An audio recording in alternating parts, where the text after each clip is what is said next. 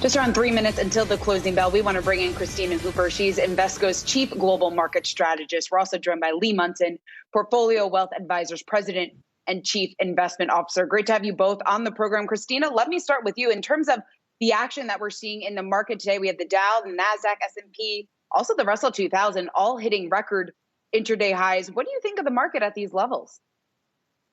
Well, it's clear that there's a lot of optimism out there, but I would argue that there are good reasons to be optimistic. Keep in mind that just 6 or 8 months ago, there was an expectation that it could take much longer, if at all, to be able to develop a vaccine that protects against COVID-19. The track record with coronaviruses had been really poor. So the fact that we have effective vaccines, extremely effective vaccines that are now being distributed means that there is a light at the end of this tunnel, and it is a bright light, hence a lot of optimism, especially given that we have a very accommodative Fed and we also have a decent amount of fiscal stimulus and potentially more coming. All right, Lee, I know you want to get in on this to talk about the reflation trade, but hold on one second because we want to get to the closing bell. Jared Blickery is going to take us there. Jared?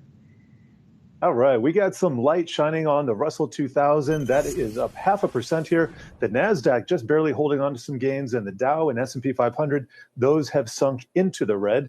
Now, looking into the NASDAQ 100, we can see a mixed picture with respect to the mega caps, mainly in the red. Apple's off 0.7%. Amazon and Alphabet each down a little bit less than that. And Tesla, it's down 1.6%, but Facebook up 1%. Now, the big story of the day yesterday, and maybe today, of course, was Bitcoin and Tesla. Well, Bitcoin's up another double-digit return here, 10%. And if you take a look at what it's done over the last 5 days, up 27, 28% right there. Ether also at a record high, up 4.5%. Now, looking at the sector action, we do see real estate, communication services, industrials, healthcare, utilities, financials, all outperforming. Those happen to be the sectors in the green. Energy taking a breather here. It's down 1%, but you look at those 5-day gains, still up 9.5%, as we see crude oil, WTI, and Brent at 13-month highs. Brent still holding right around $60 per barrel.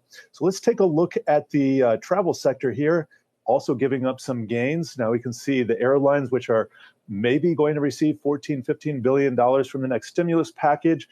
Southwest is down 2%. Delta Airlines down about 1.7%. United's down just over 2%. And just taking a look at some of the other movers of the day, well, I guess we're going to put it on hold here because we have the closing bell on Wall Street. That is correct, Jared Blickery. As they say on the airlines, fasten your seatbelts. A little bit of a bumpy ride, but not drastic with the turbulence. Okay, here's where we're going to settle. It looks like in the markets today. The S&P 500 is going to settle down about 4 points.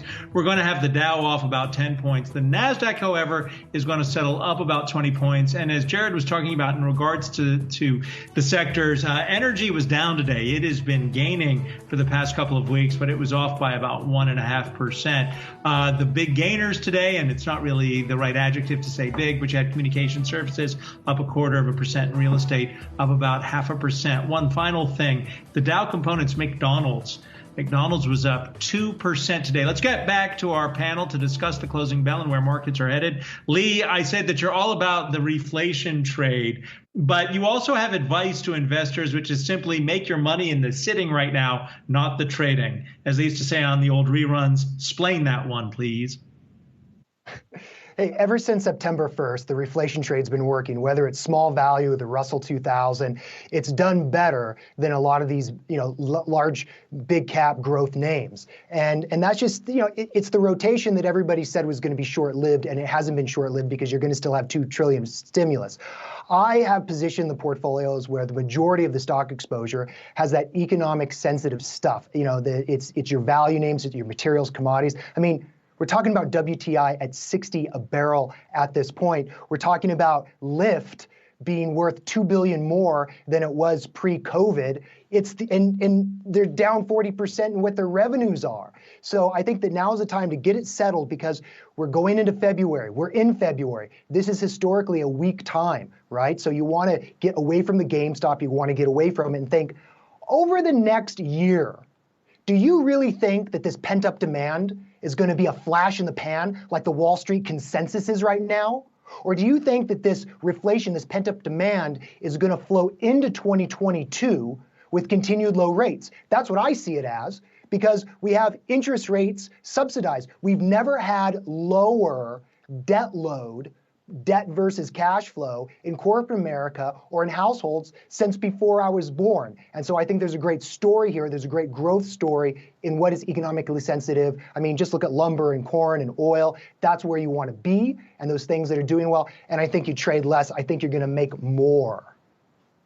In terms of what's doing well, we have the NASDAQ and Russell 2000 today closing at new records. Christine, let me flip it over to you. We know what Lee likes. What are you favoring in this type of environment as we've seen such a run up in so many of these sectors? Well, I would recommend a barbell approach. Certainly, I would favor cyclicals. I think Lee is absolutely right on that we are going to see a very strong rebound, and it's going to be sustained. It's not going to be a flash in the pan because we have so much pent-up demand and because household savings is just higher. Because as a result of the pandemic. So I would certainly favor cyclicals, in particular consumer discretionary. I think that's really where we're going to see some of the greatest beneficiaries of this recovery, because I do think in a very different recovery than what we saw in the global financial crisis. That was a jobless recovery. I think this will be a job-full recovery. But I would also favor technology in this environment. I know that's counterintuitive. It is not, a very small portion of tech is really cyclical, but I do believe tech has staying power. A lot of the trends that emerged during the pandemic are very, very sustainable. I don't think we're going to go back in terms of e-commerce sales, for example. So I think tech is a place to be, and I think it will benefit from higher CapEx spending this year. Lee, I want to get back to in this discussion about what's going to happen with these markets. Everyone always talks about inflation, and you've pointed out that where we talk about with monetary situations and what's happening at the banks, people get somewhat muddled. Explain that to us. Okay. 12 years ago, all that money that was printed just went in to increase the capital reserves of banks. It didn't go out into the system. And so we had 5 or 6 years where economists just couldn't figure out where inflation was because all the cash was hiding in the banks, right? Because we almost fell off the earth. This time around, all the money is going into our pockets, as evidenced by the Robin Hood trading phenomenon, and it's going out and it's starting to move around, sloshing around. That's what's causing inflation. But then, ironically, consensus Wall Street is short-lived inflation. Consensus Wall Street is, no, it's going to be like 12 years ago where we're not going to get this movement or velocity in money.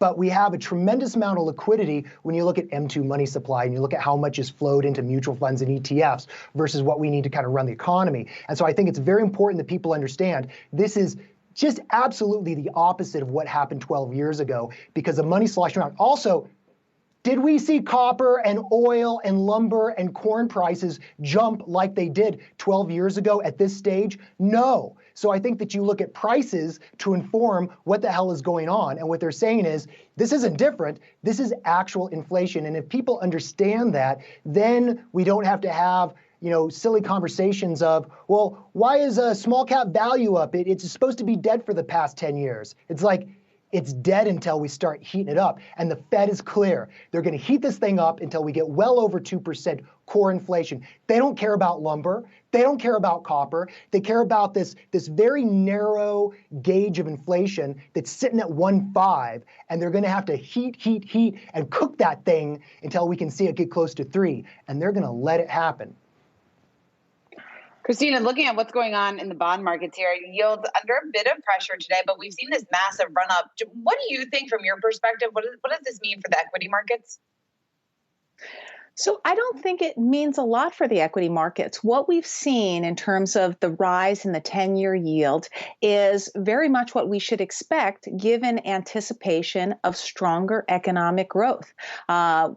Yields are still low relative to history, and I think create an environment in which risk assets look very, very attractive. So I expect equities to continue to perform well, given the kind of monetary policy environment we're in, and certainly given the kind of economic recovery we expect. Can I just follow up very quickly with you? Don't we get these kinds of, you know what, I got to hold on. We have Lyft earnings are out, and we're going to Inez Frey for the latest on this. Inez? Yeah, that's right, Adam. Taking a look at the top line, revenue for Lyft coming in at $570 million. That was a beat. Revenue expectations were for $561 million. Revenue decreased 44% year over year, but it does show a 14% improvement from the previous quarter. Also, the company said it saw recovery trends from Q3 to Q4 of last year, but that latter part of Q4 was negatively affected by a surge of COVID-19 cases. Taking a look at adjusted EBITDA loss, that came in at $150 million. That's narrower than what the street had been expecting. Also, an improvement from the previous quarter where losses came in north of $230 million. Ryan Roberts, CFO for Lyft, in written commentary said in the fourth quarter, the company exceeded its target cost reduction by 20%. Remember, they announced layoffs last year. Also talking about recovery trends for 2021. While the first quarter of 2021 continues to be uncertain because of COVID headwinds, the company should experience a growth inflection beginning in the second quarter and strengthening in the second half of the year. Adam? All right, Inez, I'll take it from here. We're going to talk more about Lyft earnings in just a minute, but first we want to get over to Jared Blickery, who has Twitter's earnings for us. Jared? That's right. We got the stock down about 2% now in after-hours trading. And that's because of a miss on a key metric here. Now, on both the top and bottom lines, those were beats, but average monetizable daily average users, that came in at 192 million. Estimate was for higher at 193.5 million. And also their guidance was a little bit light. They're seeing first quarter revenue of 940 million to 1.04 billion, You take the midpoint of that, about 971 million. That is lower than the street's estimate of 983.4 million. So just those top line numbers of revenue coming in at 1.29 billion. That is up 28% year over year. Estimate was for lower at 1.19 billion. Also looking like their CapEx, they're increasing their capital expenditures to 900 million to 950 million in 2021. That is higher than the street estimated, investing for future growth, but it could limit some of their profitability and margins this year. So really, it's that key headline number here: fourth quarter average monetizable daily average users. Wow, that's a mouthful. 192 million. That was lower than the street expected, and also that guidance being a little bit light, probably explaining why there has been a little bit of a tepid reception here, although we can see that the shares climbing into the green right now. One final note: they do have an investor day on February 25th. And they might be holding a little bit back for that particular day. So we'll have to see what happens in the coming weeks, but paying attention to this into the open tomorrow. Guys? All right. I want to bring Lee and Christina back into this. I'm going to start with you, Lee, and I apologize for putting you on the spot because I don't know if you have a chance to see the Lyft earnings, but that headline slight miss there, is this a post-Trump base Twitter rebellion, or is this pretty much in the rearview mirror? We don't care. Twitter will recover. I expected Twitter to really burn this barn down and beat earnings in a more significant way, considering we're looking at a time during the election. Okay, it's not what happened last month. So the fact that they couldn't bring it, I'm just looking at my number. I had the 119, but I was thinking 13135 would have let us know that Trump really did make they really made it, because now they got their golden goose cooked. Now they kicked off the main guy who was giving those marginal engagements. So the fact that they couldn't blow it away last quarter and they just came in basically where we thought it was going to be, I'm disappointed. Remember, in trade land, Twitter is always the catch-up trade in social media. It's been on fire now, right? So I think you got to be careful with that. You want to buy Twitter when it's beat up, and I think it's going to get beat up because, again, if they couldn't bring it last quarter, now without Trump, now without all that election stuff, how are they going to really sustain that? I think that we could see some erosion this year, and you might be able to pick up this stock cheap, have it underperform against the other social media companies, and have a great trade. You look at somebody like a Doug Cass, he's so awesome at that. He's made more money on Twitter than the stock is even worth using that kind of general philosophy, and I think that's how you play Twitter. I think you copy what he does and try to make some change.